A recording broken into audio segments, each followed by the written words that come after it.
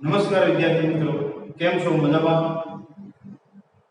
ધોરણ 9 વિષય સંસ્કૃત અને સંસ્કૃત વિષયની અંદર વિદ્યાર્થી મિત્રો આપણે સરસ મજાનું એવું એકમ છે કે જેના વિશે આજે આપણે ચર્ચા કરવા જઈ રહ્યા છીએ.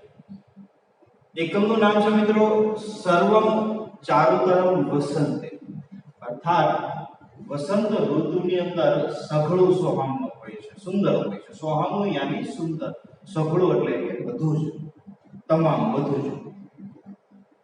તો વસંત ઋતુનું વર્ણન કરતું જે સરસ મજાનું કાવ્ય છે જે આપણને પ્રસ્તુત એકમની અંદર આપવામાં આવ્યું છે, મહાકવિ કાલિદાસ સંસ્કૃત સાહિત્યના મહાકવિ તરીકે ઓળખાય છે, કુલગુરુ તરીકે, કવિકુલગુરુ તરીકે પણ ઓળખાય છે. આવા મહાકવિ કાલિદાસ છે, એમની કુલ 7 કૃતિઓ છે મિત્રો, એ પ્રખ્યાત છે. મહાકવિ કાલિદાસ દ્વારા રચવામાં આવેલી કુલ એમની 7 કૃતિઓ છે કે જે પ્રખ્યાત છે, ફેમસ છે. જો એની વાત કરીએ મિત્રો,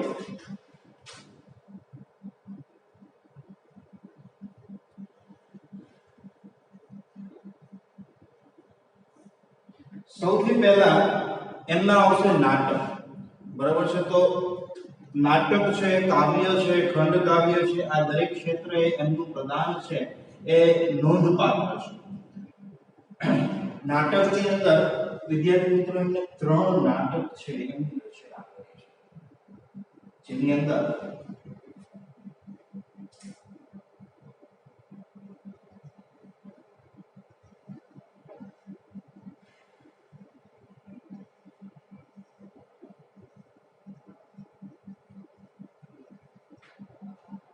અભિજ્ઞાન શાકુંતલમ, બીજું નાટક છે વિક્રમોર્વશીય,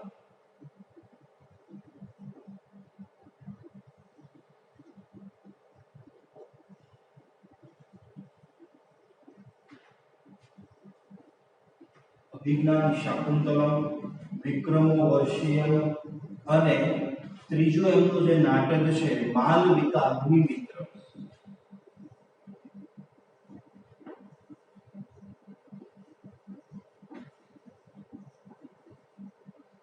માલવિકા અગ્નિમિત્ર છે એ આ 3 એમના નાટકો છે.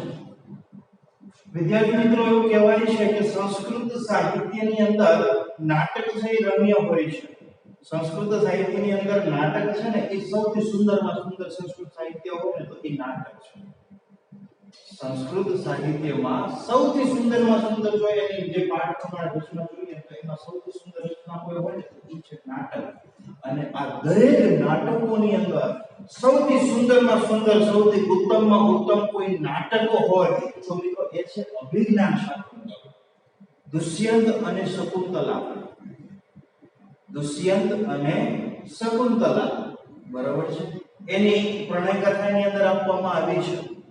એવું કહી શકાય કે અભિજ્ઞાન શાકુંતલ છે નાટકોની અંદર મહાકવિ કાલિદાસ છે એમણે રચેલું પહેલું નાટક છે, અદ્ભુત નાટક છે, અદ્વિતીય નાટક છે. સંસ્કૃત સાહિત્યની અંદર આ અદ્વિતીય એક નાટક છે કે જેની અંદર એમણે પ્રકૃતિ છે એનું વર્ણન એવું કર્યું છે અભિજ્ઞાન શાકુંતલની અંદર કે પ્રકૃતિને સજીવન કરી દીધી છે મિત્રો.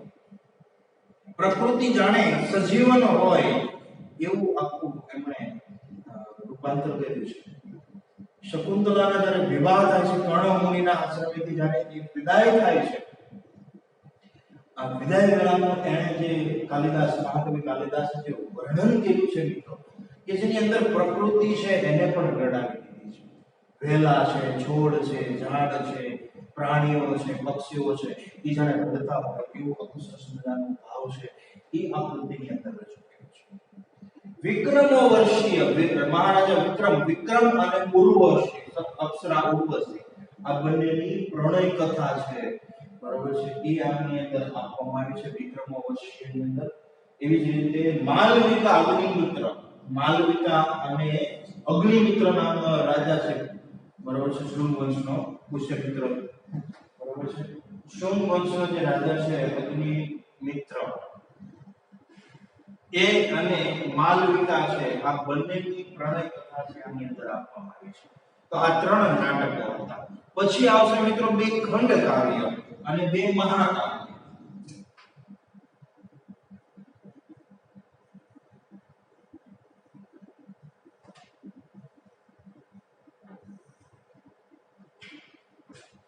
ક્રમ છે એ મિત્રો કન્ટિન્યુઅસ આવતું છે એટલે આપણને ખબર પડે. બરાબર છે. મહાકાવ્યની વાત કરીએ તો બે મહાકાવ્ય છે, એક તો રઘુવંશમ અને બીજું છે કુમાર સંભવમ.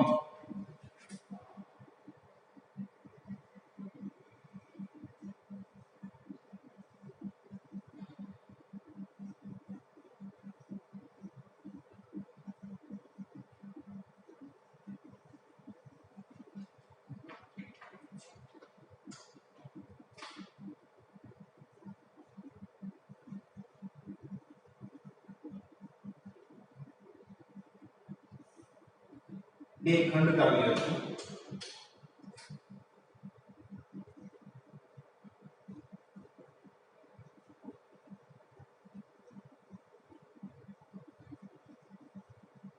ઋતુ સંહાર અને મેઘદૂત.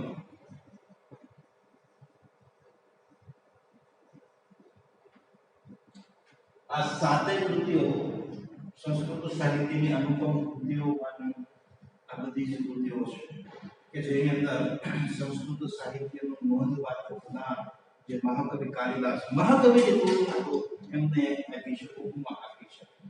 તો સંસ્કૃત સાહિત્યની અંદર તો ઘણા બધા બીજા મહાકવિઓ થઈ ગયા છે. દાખલા તરીકે આપણે વાત કરીએ તો વાલ્મીકીજી છે કે જેમણે રામાયણની રચના કરી, વેદવ્યાસજી છે જેમણે મહાભારત, પુરાણ, ઉપનિષદ આ બધા એકત્રિત કરી એની રચના કરી. તો એ બધા કરતા પણ કવિ કુલગુરુ તરીકે આપણે કાલિદાસને ઓળખીએ છીએ. એવું નથી કે ભાઈ કાલિદાસ છે એ એનું પ્રદાન છે વાલ્મીકી અથવા તો વેદવ્યાસ કરતા ઓછું છે કે વધારે છે.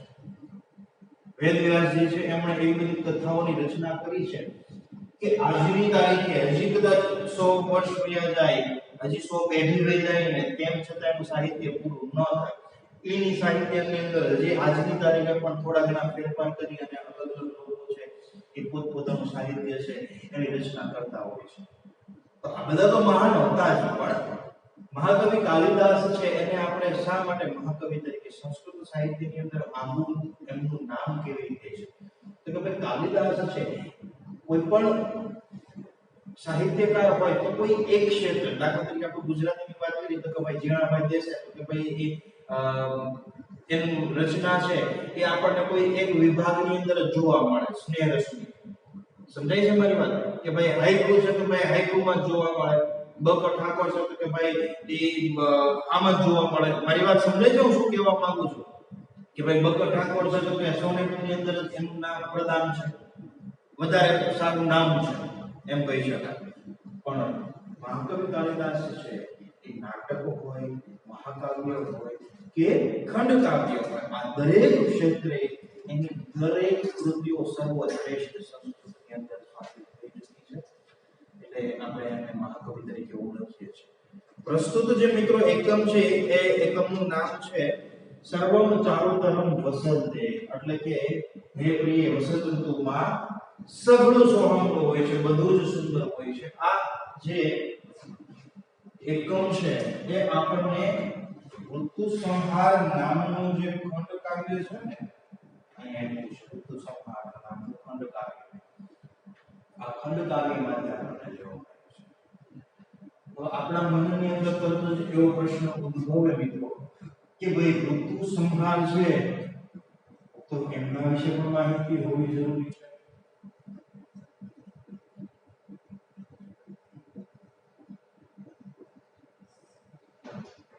આ મિત્રો થોડી પ્રાસ્તાવિક વાતો આપણે કરું છું, ત્યારબાદ પછી આપણે એકમ છે એની પ્રસ્તાવના પુસ્તકમાંથી તો આપણે નિહાળશું, બરોબર છે? પણ થોડી ઘણી માહિતી છે એ આપણી પાસે હોય તો આપણને સારું રહે છે, એટલા માટે થોડી ઘણી માહિતી છે હું આપને રજૂ કરું છું. હવે આની અંદર છે ને આપણે શબ્દ લખ્યો છે ઋતુ સંહાર.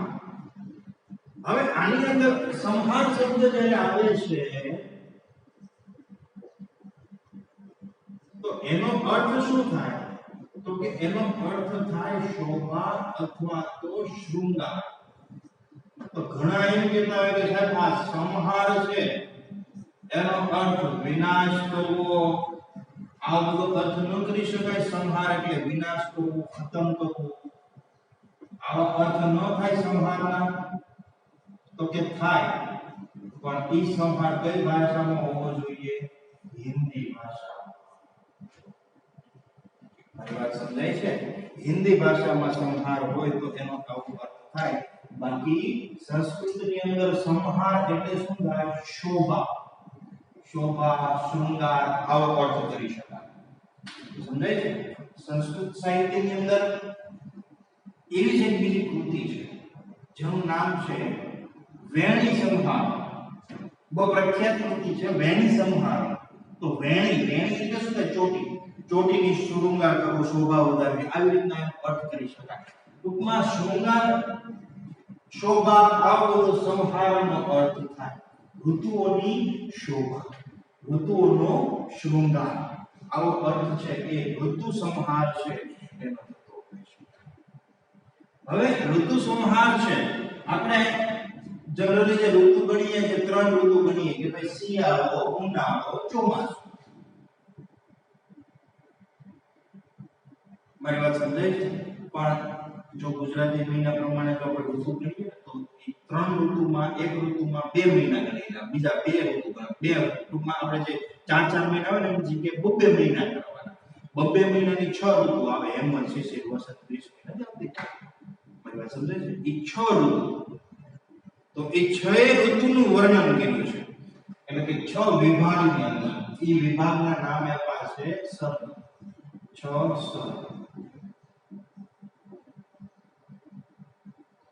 આખું કાવ્ય છે ખંડ કાવ્ય કહી શકાય. આ ખંડ કાવ્ય કુલ 6 સર્ગમાં બનેલું છે. 6 વિભાગ. 6 વિભાગની અંદર શું આવે તો કે ભાઈ 6 ઋતુ છે, બરાબર છે? 6 ઋતુનું વર્ણન થઈ જાય. 6 ઋતુનું વર્ણન.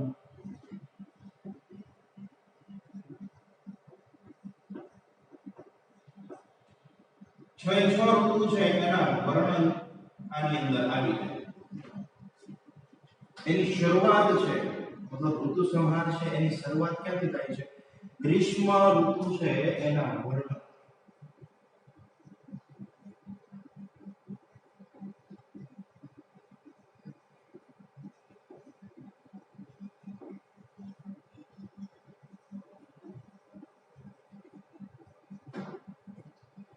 ઋતુ સંહાર છે એની શરૂઆત ગ્રીષ્મ ઋતુ છે એના વર્ણનથી થાય. ગ્રીષ્મ ઋતુ છે એના વર્ણનથી આ ઋતુ સંહાર છે એની શરૂઆત થાય. પછી વારાફરતી અલગ અલગ બીજી બધી ઋતુઓ છે એની વાત કરીએ તો એની અંદર આપણે વાત કરવાની છે વસંત ઋતુની. કારણ કે આપણને પાઠની અંદર વસંતનું વર્ણન કર્યું છે. સર્વમ ચારુતરમ વસંતે, વસંત ઋતુમાં સર્વ સુખામણું હોય છે, બધું જ સુંદર હોય છે. આપણને એનું વર્ણન કર્યું છે. વસંત ઋતુના વર્ણનની વાત કરી છે મિત્રો. તો આપણે વસંત ઋતુ વિશે તો કંઈક લખવું પડે ને, તો કે ભાઈ વસંત ઋતુ છે એને ઋતુરાજ કહેવાય.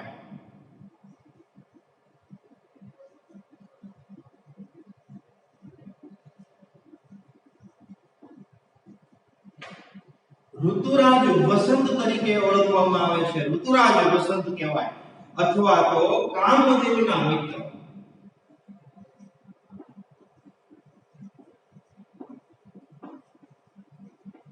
વસંત ઋતુને કામદેવના મિત્ર તરીકે પણ ઓળખવામાં આવે છે. હવે આ જે કાલિદાસ છે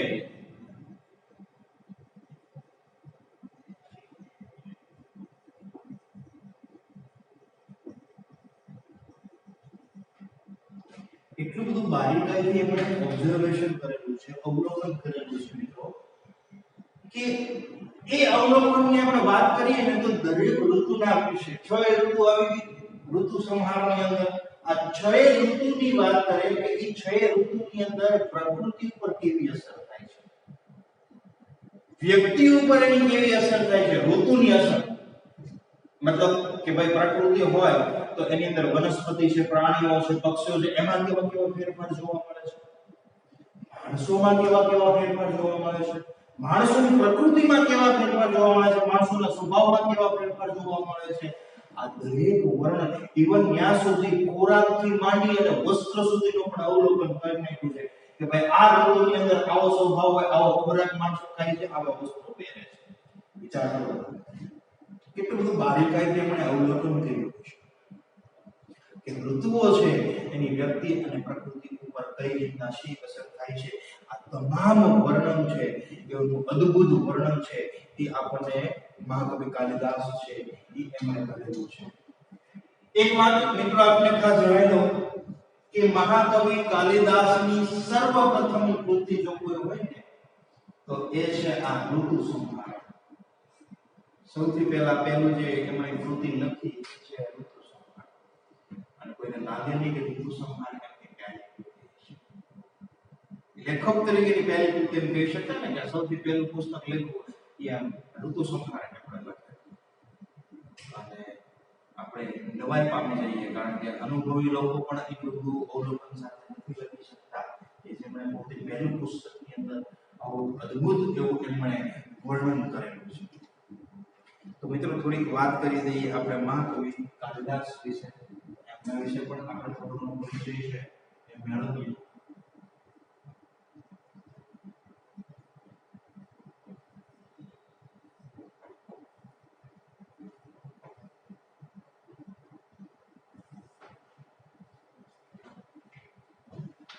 મહાકવિ કાલિદાસ છે મિત્રો, એની વાત કરીએ તો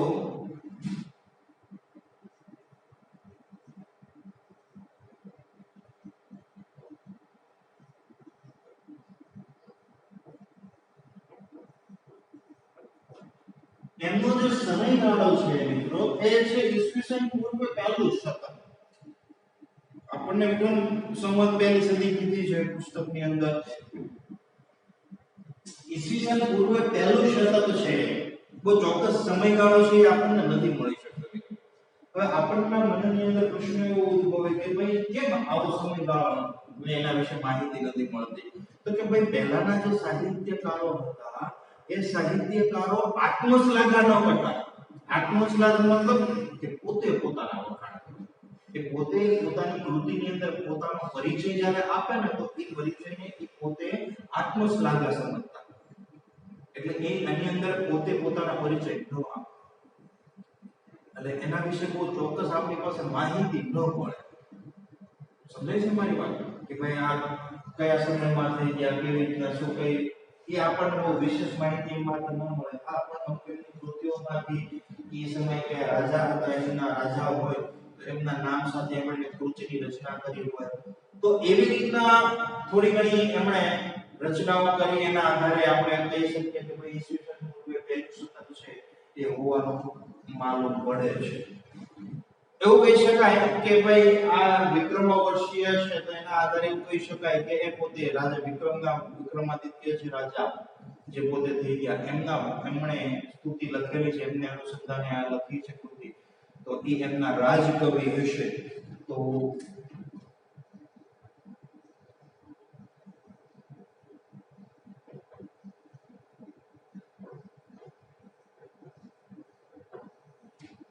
રાજા વિક્રમાદિત્ય છે એમના રાજકવિ હતા એવું કહી શકાય.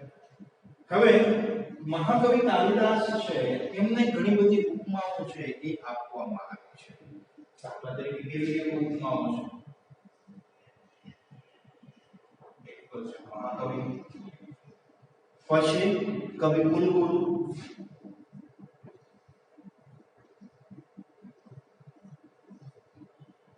કવિ કુલગુરુ કહી શકાય.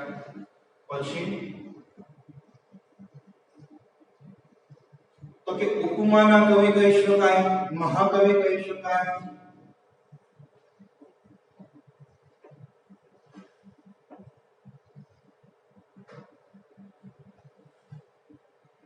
कविता कामिनी का विलास,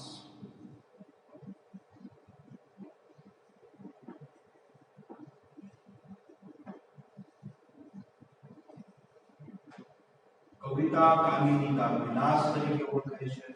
मां सरस्वती का हास,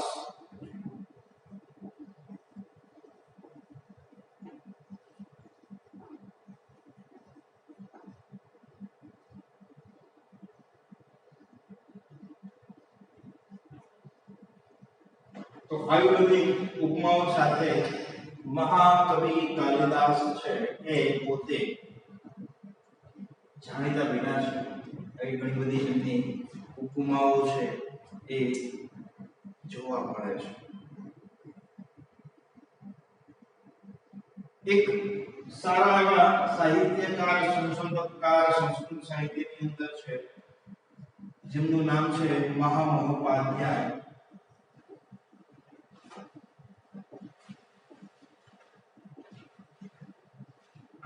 મહામહોપાધ્યાય બલદેવ પ્રસાદજી.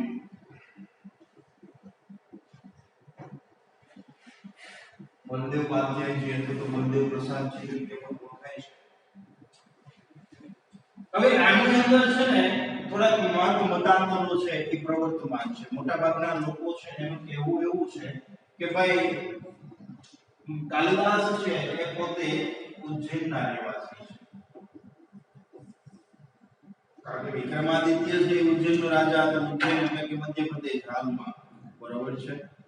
તો આ ઉજ્જૈન છે એના રહેવાસી હતા. પણ મહામહોપાધ્યાય બલદેવ પ્રસાદજી છે એમના મત અનુસાર, બલદેવ ઉપાધ્યાય છે એના મત અનુસાર એ પોતે એવું કહે છે કે ભાઈ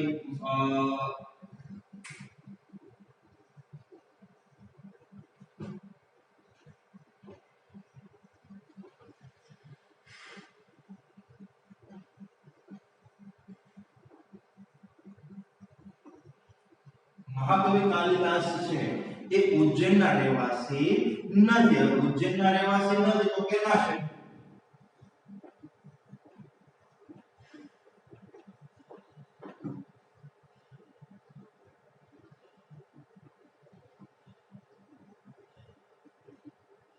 કવિલઠા નામનું એક ગામ છે. આ કવિલઠા નામના ગામના રહેવાસી છે અથવા ગામના રહેવાસી હતા, આવું એમના મત અનુસાર છે. એમને કેવું લાગ્યું છે કે ભાઈ મહાકવિ કાલિદાસ છે તે ઉજ્જૈનના નહીં પણ આ કવિલઠા ગામના રહેવાસી છે. તો કે એ સમયની અંદર કાલિદાસ પાસે જે ભૂગોળનું જ્ઞાન હતું એ અદ્વિતીય કહી શકાય. એટલું બધું, કારણ કે મુસાફરી ચાલીને હતી અને આટલું બધું જો એ અવલોકન શક્તિ એની પાસે હોય તો એ કેવી રીતે પોસિબલ બને? કાં તો એ અવકાશીય માર્ગે મુસાફરી કરતા હોય. એ વખતે તો વિમાન એવું કાંઈ હતું નહીં, ઉડીને તો કાંઈ જઈ શકે એવું કાંઈ હતું નહીં, બરોબર છે. અને અવકાશીય માર્ગે એ પોતે કેવી રીતે જઈ શકે? પણ એક ઉદાહરણ આપણે એને આપ્યું હતું કે ભાઈ અહીંથી આપણે આપણો જે રોજિંદો રૂટ હોય એ રૂટે આપણે જતા હોઈએ તો વચ્ચે કયા કયા સ્ટેશન આવે છે એમના વિશે આપણી પાસે માહિતી ચોક્કસપણે હોય. દાખલા તરીકે આપણું અહીંથી મામાનું ઘર અથવા તો આપણે કંઈક જોબ કરતા હોય કે અપડાઉન કરતા હોય તો દાખલા તરીકે ભાવનગરથી બોટાદ વર્ષમાં 2-4 વખત જવાનું થાય તો આપણે જ્યારે ટ્રેનમાં બેસી મુસાફરી કરતા હોય તો આપણને વચ્ચે કયા કયા સ્ટેશન આવે છે એ સારી રીતે આપણે ઓળખતા હોય કે ભાઈ હવે અહીંથી બેઠા ચલો હવે સિહોર આવ્યું, વર્તેજ આવ્યું કે સિહોર આવ્યું કે પછી સમસરા આવ્યું કે સોનગઢ આવ્યું, જે કાંઈ વચ્ચે સ્ટેશન આવે આપણને ખબર પડે કે હવે ભાઈ આને પછી આ ગામ આવશે, પછી આ ગામ આવશે, પછી આ આવશે, આપણે કઈ જતા હોઈએ. તો જેમ એ સ્ટેશન આપણે બહુ સારી રીતે જાણતા હોય એમ કહી શકાય કે કાલિદાસ છે એનું જન્મસ્થાન પોતાનું ગામ છે એ કવિલઠા છે. હા, કર્મભૂમિ કદાચ ઉજ્જૈન હોઈ શકે કારણ કે એ પોતે વિક્રમાદિત્યના રાજકવિ હતા. તો ઘણી વખત ઉજ્જૈનથી કવિલઠા જતા હોય ને અને એની વચ્ચે આ જે પ્રકૃતિનું જે વર્ણન, આ જે આખું સુંદરતા વર્ણન ને બધું જે કર્યું છે એ કદાચ એની વચ્ચે આવજા કરતા હોય એના હિસાબે એને માર્ગ છે એ એને ખ્યાલ હોય, જ્ઞાત હોય અને એના આધારે એ પોતે અવલોકન કરી શકતા હશે એવું એમનું માનવું હતું. તો આ કવિલઠા છે એ પોતે ક્યાં આવેલું છે? કવિલઠા તો એની વાત કરીએ તો અત્યારના ઉત્તરાખંડ નામનો રાજ્ય છે.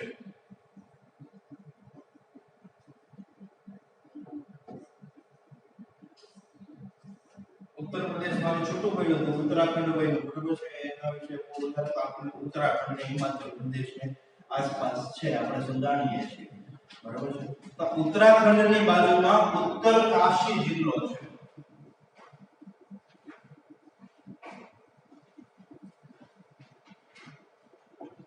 ઉત્તરકાશી, ઉત્તરાખંડની અંદર ઉત્તરકાશી નામનું જે ડિસ્ટ્રિક્ટ છે એની અંદર ત્યાં જઈએ એટલે ત્યાંથી એક કેદારનાથ જવાનો રસ્તો આવે.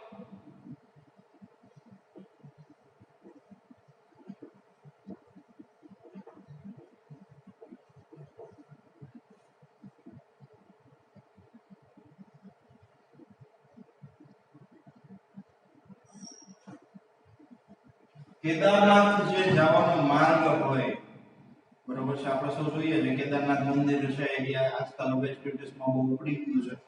વોટ્સએપ હોય કે ઇન્સ્ટા હોય કે કોઈ સોશિયલ મીડિયાની અંદર કે સ્ટેટસમાં હોય અને સાથે એક બે ભગવાન ભોળાનાથનું એક ગીત મૂકી દે, એ આપણે સ્ટેટસ છે એ જોતા હોય તો એ કેદારનાથ જઈએ ત્યાં રસ્તાની અંદર રુદ્રપ્રયાગ આવે છે. શું આવે છે? રુદ્રપ્રયાગ. રુદ્રપ્રયાગ આવે એ રુદ્રપ્રયાગથી મિત્રો આપણે આગળ વધીએ. કેદારનાથ જવાના રસ્તે ત્યાંથી રુદ્રપ્રયાગથી આગળ જઈએ એટલે ગુપ્ત કાશી આવે.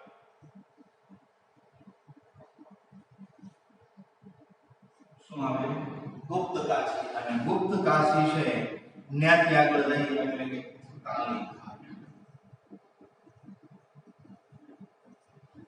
કાલીઘાટ. અને એ કાલીઘાટ છે એની બાજુમાં કબીરઠા ગામ છે.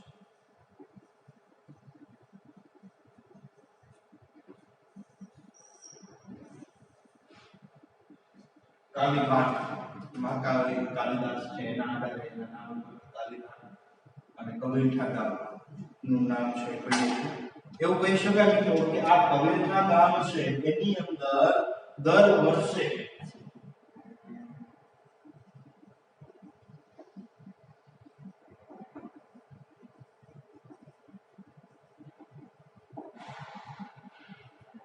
મહાકવિ કાલિદાસ છે એમની યાદમાં કાલિદાસ ઉત્સવ છે એ ઉજવવામાં આવે છે.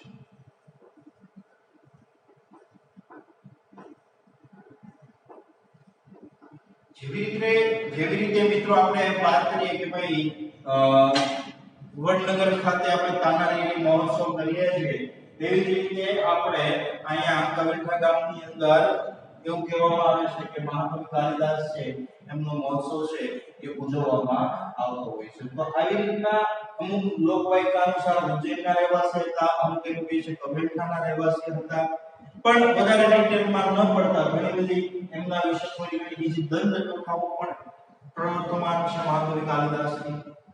તો એવી દંતકથાઓ છે એમના વિશે પણ આપણે થોડી ચર્ચા કરીશું, કારણ કે દંતકથાઓ પણ મારે તમને કહેવી પડશે, કારણ કે કાલિદાસ વિશે તમામ માહિતી છે આપણી પાસે હોય એ મારી ફરજમાં આવે છે, એટલે આપણે દંતકથા પણ સાંભળીએ. તો જોઈએ મહાકવિ કાલિદાસ વિશે કેવી દંતકથાઓ પ્રવર્તમાન. મહાકવિ કાલિદાસ વિશે ઘણી બધી દંતકથાઓ છે એ પ્રવર્તમાન છે.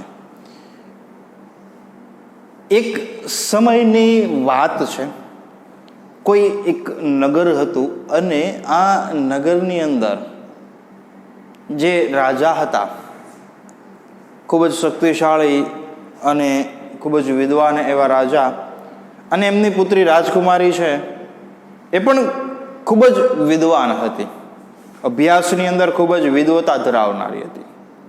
હવે એમના વિવાહ છે એ નક્કી કરવાનું થાય છે, પણ કન્યા છે એ પોતે એટલી વિદ્વાન હતી કે એમને એવું હતું કે ભાઈ મારો જે થનાર ભાવિ પતિ છે એ પણ મારી સમાન વિદ્વાન હોય.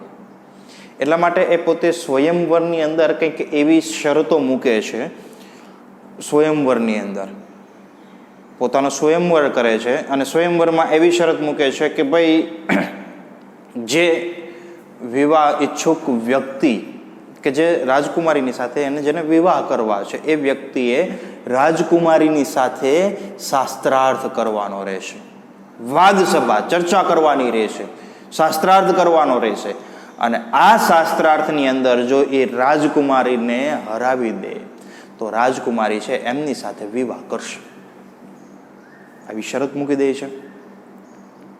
ઘણા બધા વિદ્વાનો છે એ સ્વયંવર હોય અને આવી રીતના શાસ્ત્રાર્થ કરવાનો એટલે ઘણા બધા વિદ્વાનો છે ત્યાં આગળ એકઠા થાય છે, રાજકુમારીની સાથે શાસ્ત્રાર્થ કરે છે.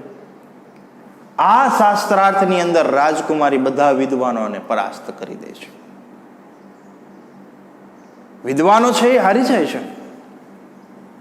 એટલે આમ કહી શકાય ને કે ભાઈ વિદ્વાનો હારી જાય છે એટલે બધા વિદ્વાનો છે એ એકબીજાની સાથે ભેગા મળે છે, એકબીજાની સાથે વાતચીત કરે છે.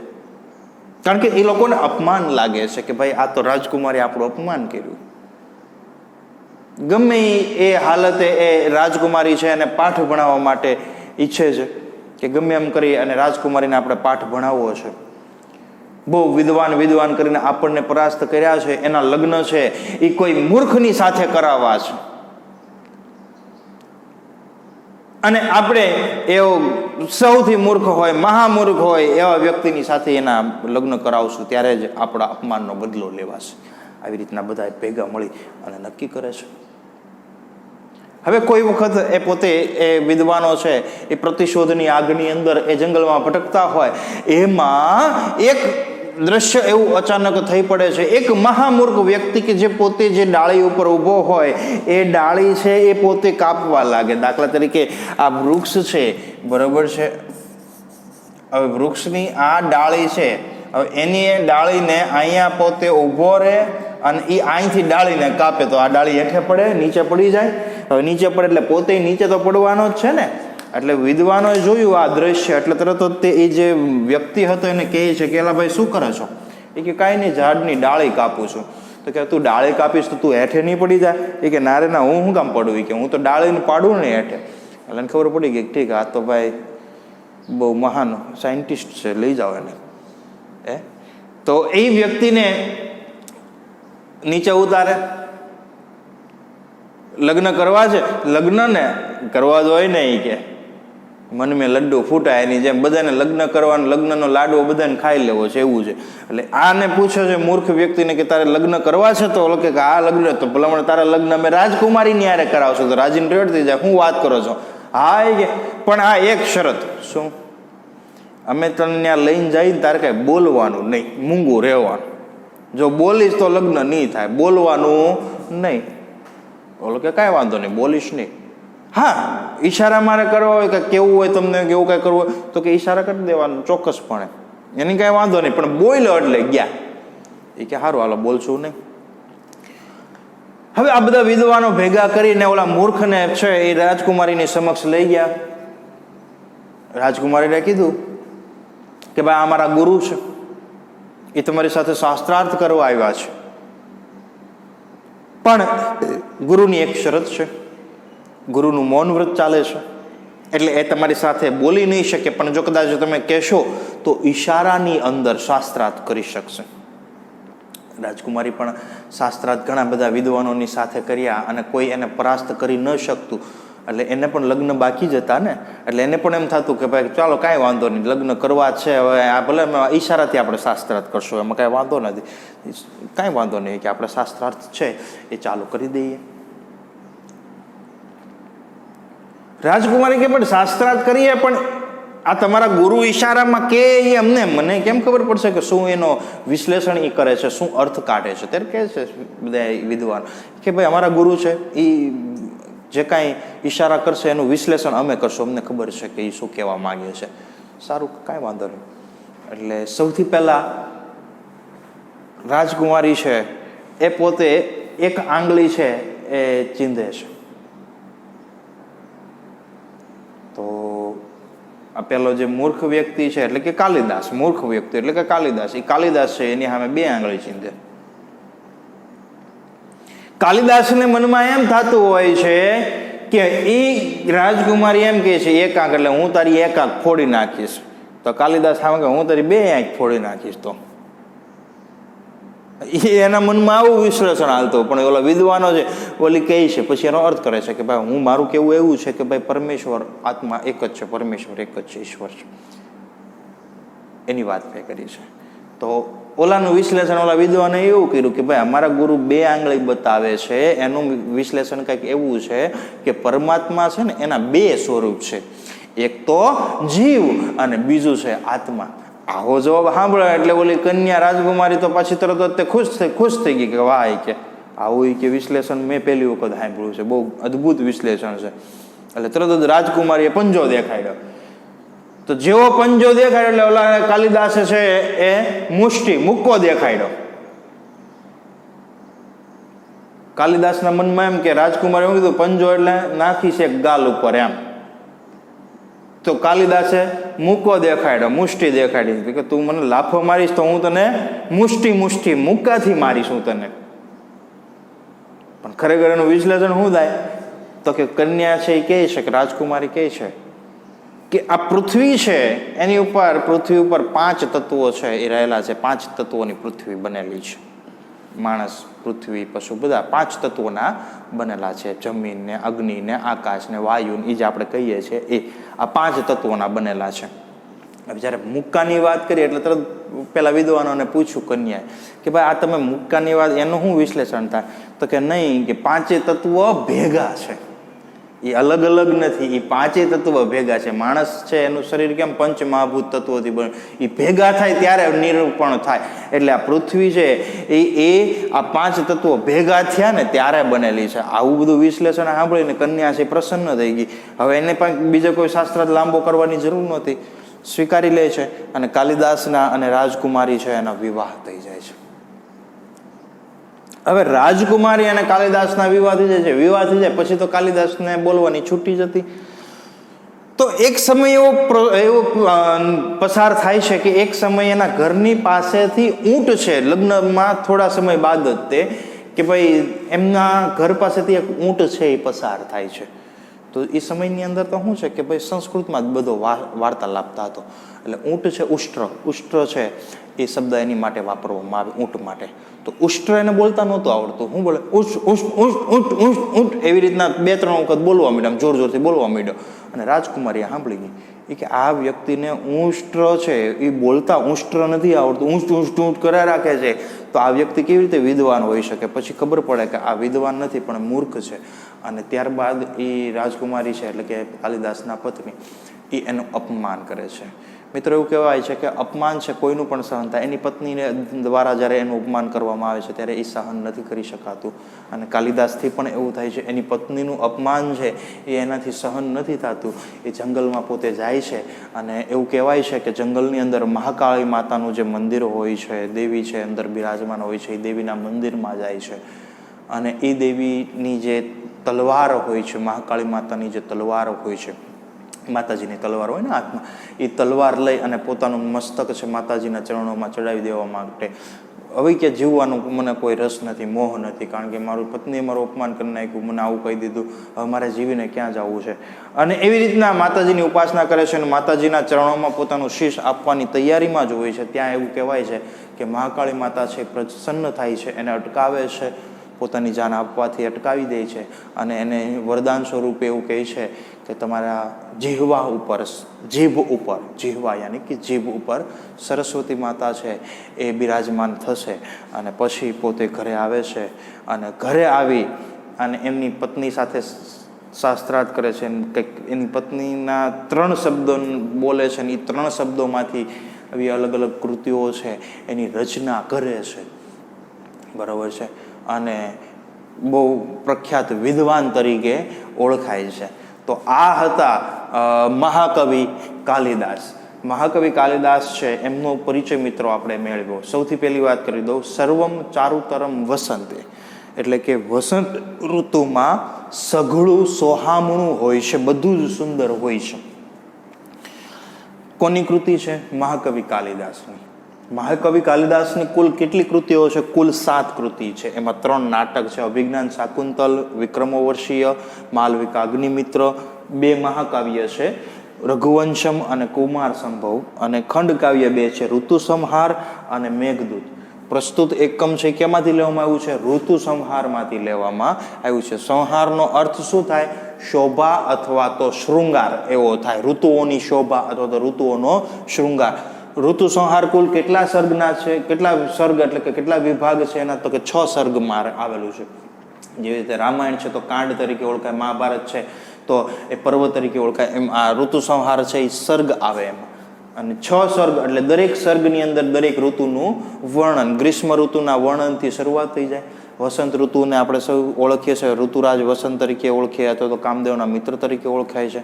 સાથે સાથે પ્રકૃતિ અને વ્યક્તિ ઉપર કેવી એની અસર થાય છે એનું આખું વર્ણન કર્યું છે. કાલિદાસની વાત કરી કે ભાઈ ઈસવીસન પૂર્વે 1લું શતક આશરે છે, એનો સમયગાળો વિક્રમાદિત્ય છે. એમના પોતે રાજકવિ હતા, મહાકવિ, કવિ કુલગુરુ, ઉપમાના કવિ, કવિતા કામિનિકા, વિલાસમાં સરસ્વતી કા હાસ, આ બધા ઉપનામોથી પોતે જાણીતા છે. એ ઘણા મતાંતરો અનુસાર એવું કહેવાય છે કે મહાકવિ કાલિદાસ છે એ કવિલઠા ગામ છે એમના રહેવાસી હતા. હવે કવિલઠા ગામ ક્યાં આવ્યો છે તો કે ઉત્તરાખંડ રાજ્ય છે, એમાં ઉત્તરકાશી જિલ્લો છે. ત્યાંથી કેદારનાથ જવાના રસ્તે તમે જાઓ એટલે રુદ્રપ્રયાગ આવે, રુદ્રપ્રયાગથી ગુપ્ત કાશી આવો અને ગુપ્ત કાશી છે ત્યાંથી કાલીઘાટ આવો એટલે એની બાજુ કાલીઘાટ એટલે એની પાસે જ તે કબીલઠા ગામ છે, જ્યાં આગળ આજની તારીખે પણ દર વર્ષે ત્યાં કાલિદાસ મહોત્સવ છે એ ઉજવવામાં આવતો હોય છે. એમના વિશે આપણે થોડી ઘણી દંતકથાઓ જે કાંઈ હતી એ દંતકથા પણ આપણે સાંભળી. તો આજના આ લેક્ચરમાં મિત્રો આપણે અહીં સુધી રાખીએ છીએ. નેક્સ્ટ લેક્ચરની અંદર આપણે મિત્રો પુસ્તકમાંથી એકમ છે એની પ્રસ્તાવના અને એકમ વિશે સમજૂતી મેળવશું. બરાબર છે? હા, હોમવર્ક છે એની વાત કરીએ મિત્રો કે હોમવર્કની અંદર આ બોર્ડ વર્ક જે મેં કરેલું છે એ બોર્ડ વર્ક તમારે ફેરબુકમાં એક વખત લખવાનું છે. જો અત્યારે તમે ફેરબુકમાં લખતા હોય તો રફ બુકમાં લખવાનું. ટૂંકમાં 2 વખત થશે. આ આખું બોર્ડ વર્ક તમારે 2 વખત થશે, એક વખત રફ બુકમાં અને એક વખત ફેરબુકમાં. પૂરું થઈ ગયું, સિમ્પલ. 2 વખત લખાયેલું જોઈએ. અત્યારે જો તમે રફ બુકમાં લખતા હોય તો તમારે ફેરબુકમાં લખવાનું, અત્યારે જો ફેરબુકમાં લખતા હોય તો તમારે રફ બુકમાં લખવાનું. ટૂંકમાં 2 વખત લખાવવું જોઈએ, એક રફ બુક અને એક ફેરબુક. સમજાય છે વાત? ઓકે, તો આ હોમવર્ક રહેશે. બરાબર છે? સ્ક્રીનશોટ લઈ લેજો એટલે તમને થોડુંક ખબર રહે. ક્લિયર? ઓકે, તો આજનો આ લેક્ચર છે એ અહીંયા આપણે પૂર્ણ કરીએ છીએ. નેક્સ્ટ લેક્ચરમાં પાછા ફરી પુસ્તકમાંથી એકમની પ્રસ્તાવના અને એકમની સમજૂતી આપણે મેળવશું. અસ્તુ. જય હિન્દ, જય ભારત.